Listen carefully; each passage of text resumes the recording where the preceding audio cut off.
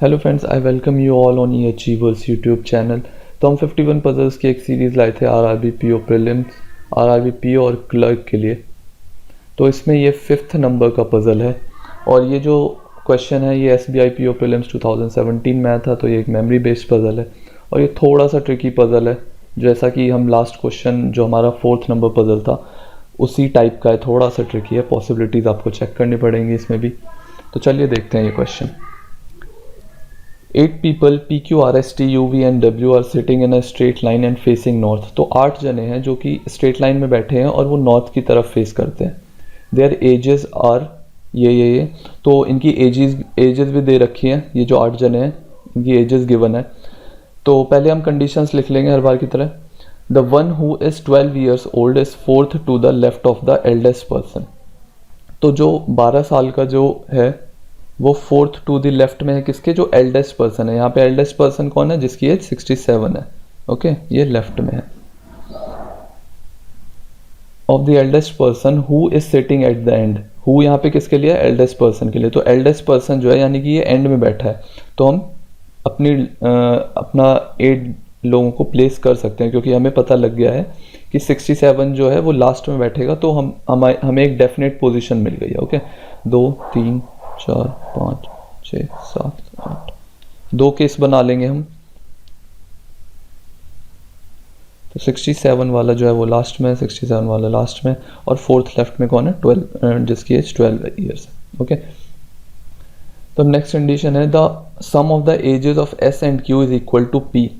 सम जो है एस और क्यू के एज का वो किसके एज के बराबर है, पी के एज के बराबर है। Okay, S is not the youngest person. S जो है वो यंगेस्ट पर्सन नहीं है, यानी कि ये 12 ईयर्स का तो नहीं है।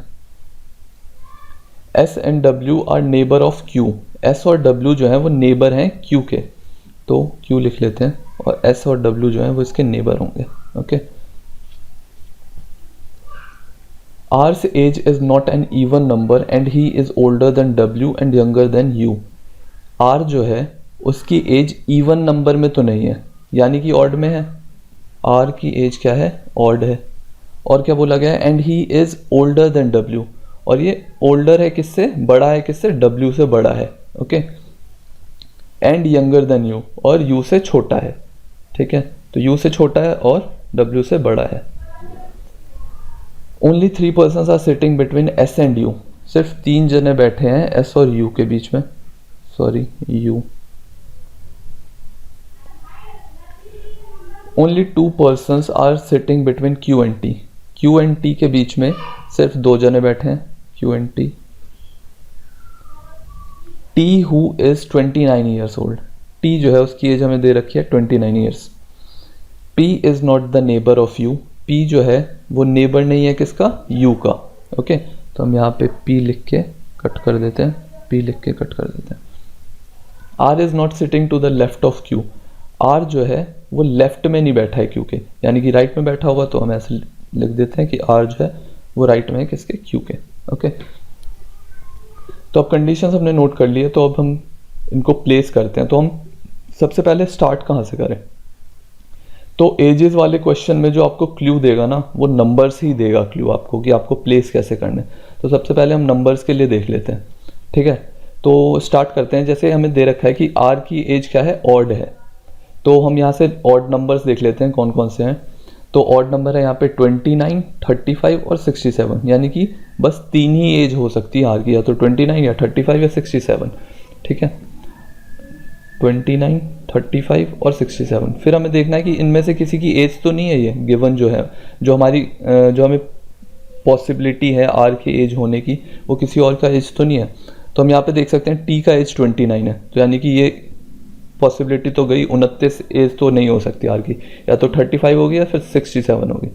लेकिन हमें यहाँ पे क्या बोला है कि R जो है वो U से यंगर है। ठीक है, R जो है वो U से छोटा है, यानी कि 67 भी पक्का नहीं हो सकती, क्योंकि अगर 67 हो जाएगी उसकी R की एज, तो फिर तो यानी कि सबसे एल्डेस्ट हो जाएगा। तो R की एज जो है वो 67 भी नहीं है, यानी R की एज क्या है, 35। ठीक है, R की एज हमें पता लग गई, लेकिन हमें पता अभी भी नहीं लगा कि प्लेस क्या, कहाँ पे क्या करें। ठीक है, अब इस केस में देखते हैं। यहाँ पे हमें क्या गिवन है कि S और Q को का जो एज है उसका सम है P का एज। ठीक है, तो यानी कि P जो है वो बड़ा है S और Q दोनों से। तो हम क्या करेंगे, जितने भी नंबर्स दे रखे हैं ना, सब में एक बार पॉसिबिलिटी देख लेंगे। जो बड़ा नंबर है, क्या ये नंबर किसी दो इनसे जो छोटे एज के हैं उन दोनों को ऐड करके क्या बड़ा नंबर आ सकता है क्या? तो सपोज करो एक बार हम मानते हैं कि P की एज 67 है, तो 67 किसी को ऐड करके आ सकता है क्या? 12 में 14 करें तो 26। लास्ट से स्टार्ट कर लेते हैं क्योंकि बड़ा नंबर है इस वजह से। तो 42 और 35 क्या हो जाता है? ये हो जाता है 77, यानी कि ये तो बहुत आगे चला गया। और 42 29 भी नहीं हो पाएगा, 42 और 29 हो गया 71। 42 और 26 देखें तो 68 हो गया, 42 18 देखें तो 60 हो गया, और इससे छोटे में तो नहीं हो सकता। तो यानी कि 67 तो P की एज नहीं है। बात करते हैं 42 को लेके देखते हैं कि क्या 42 आ सकता है किसी दो का सम। तो 35 में हमें 7 चाहिए तो 42 आता, 29 में हमें 13 चाहिए तब 42 आता, और 26 में हमें चाहिए 16 तब 42 आता, और 18 में हमें चाहिए था 24, तो वो भी नहीं आ पाएगा। ठीक है, तो अब देखते हैं हम 35 का। 42 और 67 की पॉसिबिलिटी तो नहीं हो पाएगी P के एज के लिए। बात करें 35 की, तो 35 में अगर हम देखें 29 में 6 ऐड करना पड़ेगा तब आता 35। 26 में हमें चाहिए 9, 18 में हमें चाहिए 17, 14 में हमें चाहिए 21 जो कि नहीं है, और 12 में हमें चाहिए था 23 जो कि कहीं पे भी नहीं है। तो यानी कि 35 भी एज नहीं हो सकती। 29 की बात करें तो 26 में 3 ऐड करते तब आता 29 जो कि नहीं है। 18 में हमें 11 चाहिए था जो कि नहीं है। 14 में हमें 15 चाहिए था जो कि नहीं है, और 12 में हमें 17 चाहिए था जो कि नहीं है। तो अब बात करते हैं 26 की।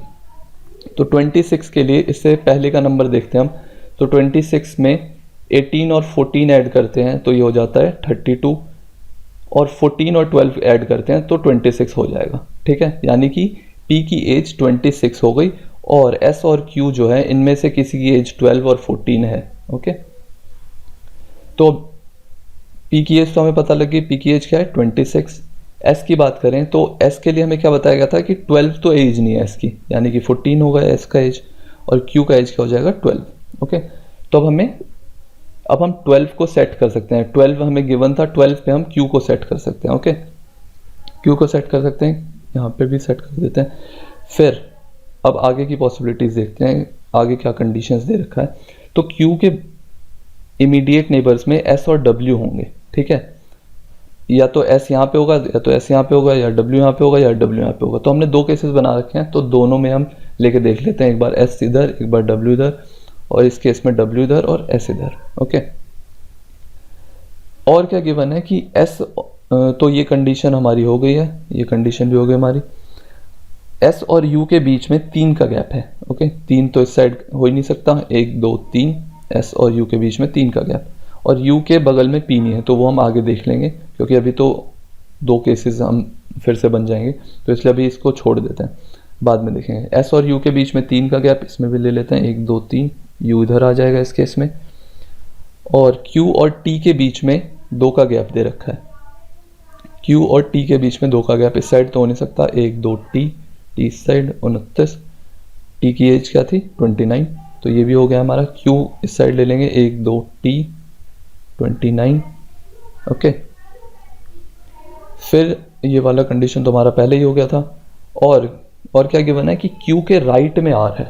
ठीक है, तो हमारे पास दो प्लेस खाली है, तो R को या तो हम यहाँ पे बैठा सकते हैं या फिर यहाँ पे बैठा सकते हैं, लेकिन हम R को यहाँ पे नहीं बैठा सकते क्योंकि R की एज क्या गिवन है, R की हमने एज निकाली थी ना 35, तो इस वजह से हम R को यहाँ पे नहीं बैठा सकते, R को हम यहाँ पे बैठाएंगे।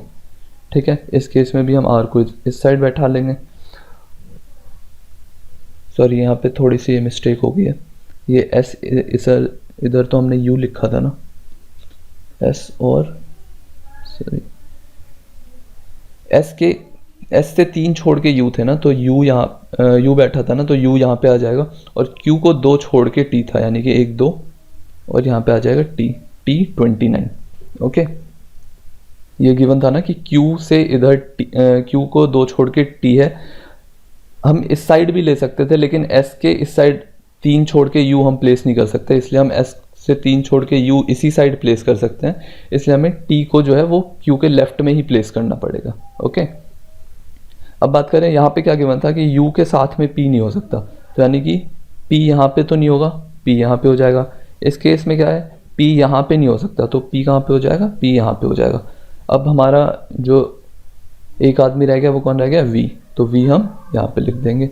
ओके, और p के लिए हमने क्या फाइंड किया था कि p की एज क्या है 26, p की एज 26, लेकिन यहाँ पे जो हमने p को प्लेस किया तो p की एज क्या हो गया 67, तो इसलिए हमारा ये केस तो गलत हो गया। तो इस केस में हम आगे बढ़ेंगे। ये कंडीशन भी हो गया हमारा, ये कंडीशन भी हो गया। तो अब हमें बस एज जो रह गया है वो सेट करना है। और हमने यहाँ पे निकाला हुआ था कि s की एज कितनी है, s की एज है 14। और बात करें w और u की, तो अब हमारे पास दो जो एज रह गए हैं वो कौन से रह गए हैं, 42 और 18।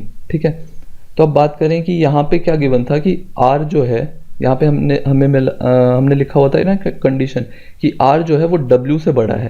ठीक है, तो r की एज क्या है 35, तो यानी कि अगर 42 हम ले लेते हैं w को, तो w तो बड़ा हो जाएगा r से, लेकिन w तो छोटा है, तो w की एज हम क्या ले लेंगे 18 और u की एज क्या हो जाएगी 42।